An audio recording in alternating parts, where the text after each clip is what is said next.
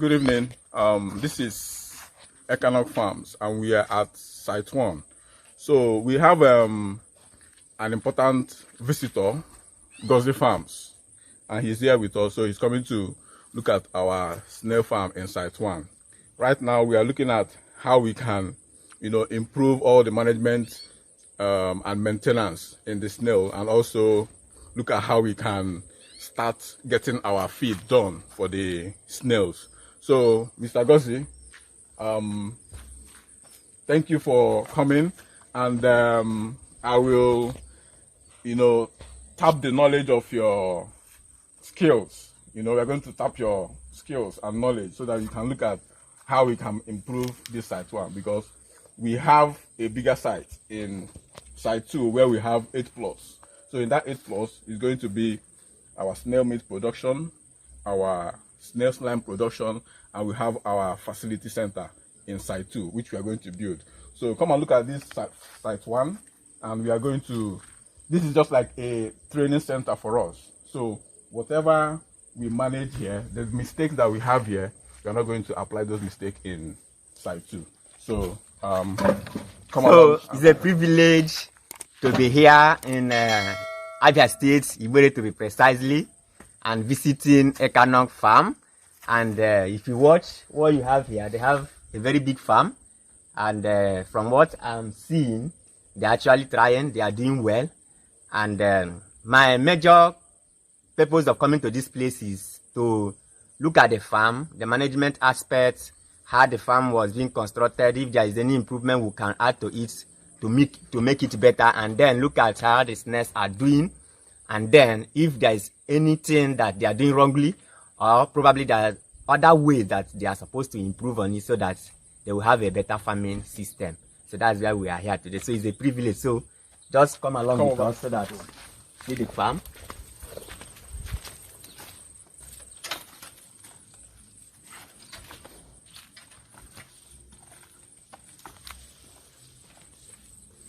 Quite a big farm, and from I think this is even more than 1 plot of land, greenhouse farm. And if you watch the well set up, I can score the person that set up the farm tried. The crops are doing well, and the nets, every other thing fixed.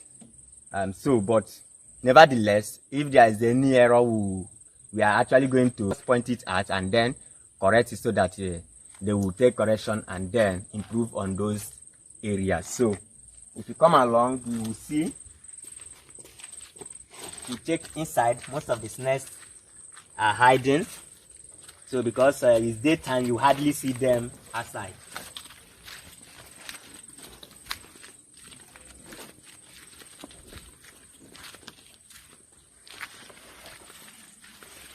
Okay, if you check inside here, you see a lot of them.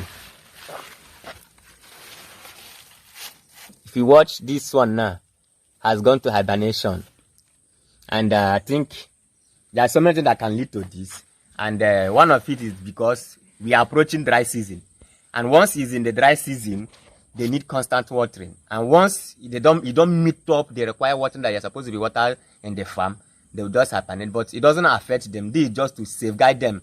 They will not excrete their own just water aspects to energize themselves. Whenever water touches it, once water touches this place that they have banned, it will just go off and they start all over again. So that is why it's very important. So sometimes if you experience it, probably because it's not during the dry season, then it's as a result of not watering the pen constantly or the way you ought to water it. So that is the thing that I think we have told the person who is managing the farm on how it should be watered, because if you look at it very well, most of the water from the sprinkler to this place don't actually get to the soil where the snails are, and that is where they need even the water, not on top of these leaves. So we have actually instructed him on how to make sure that the water gets down to the soil where the snails are.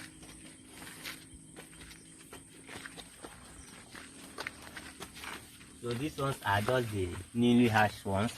They are just this should be maybe 1 week, 2 weeks old. So they are actually trying. So these are the feeding points. This is where you have the feed, and it's a good one to introduce this.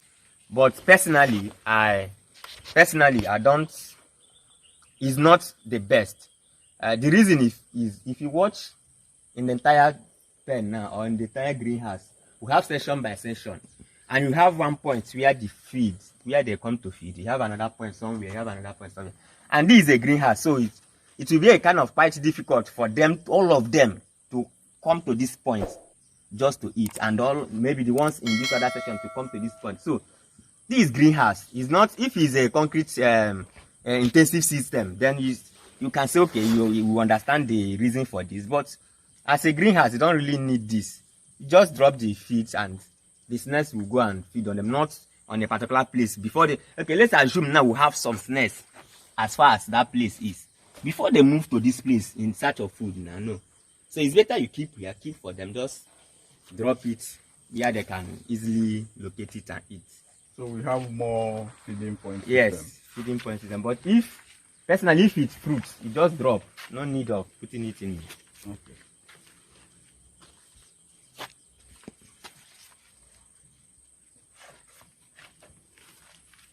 See, this is one thing with greenhouse, and that's why we keep saying when you are working in greenhouse, you have to be very, very careful. Look at this, just newly hatched, maybe some days ago. And if you're not careful, you will step on it. And look at this one, has been already stepped on, and the snail is now gone. So that's why in greenhouse, you must be careful when you are entering greenhouse, so that you not end up damaging the snails.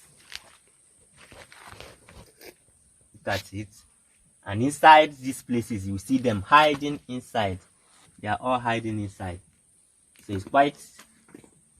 But once you come in the night, now maybe around 8, if you come to this place now around 8, you find out that all these snails that are hiding, you see them now moving, looking for an escape route or looking for what to eat. So, but they cannot farm. They are actually doing well. This is a good one. I actually commend them for that. Look at these ones. They're already gone.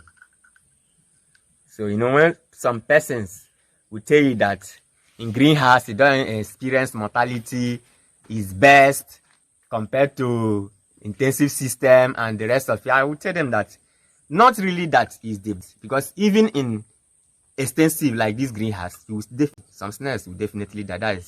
There is no two ways about that.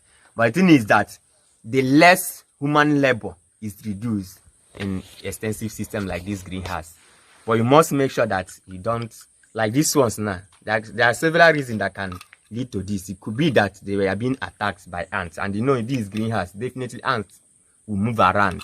Ants will move around. So it's either they were being attacked where they are, or from where they are, they were not getting enough food and oxygen. And I believe once, whether something attacked them, they die, or they die out of not being able to feed well. Or look at, if you watch inside now, something has eaten the flesh inside. So it's simply telling you that there are some things that are here which are snails' enemies as well. So once they die, they will quickly go and feed on them and eat them. Look at this is one of them. If this thing enter inside the snail, you go there till you kill them.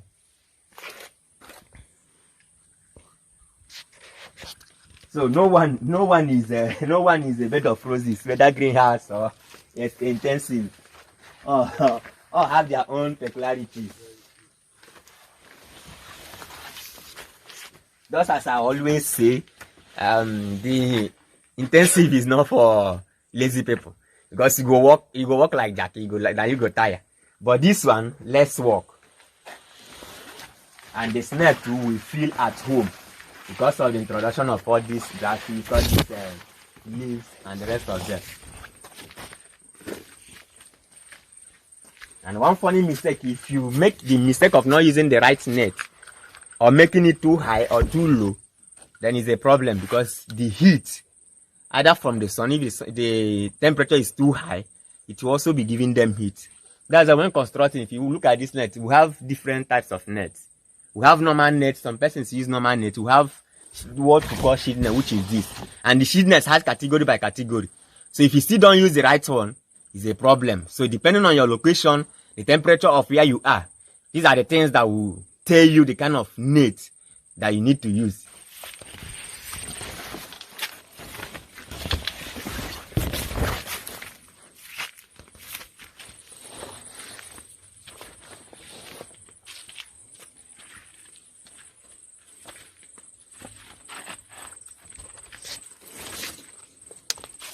So we have actually gone around in this first, this is their site 1, farm 1.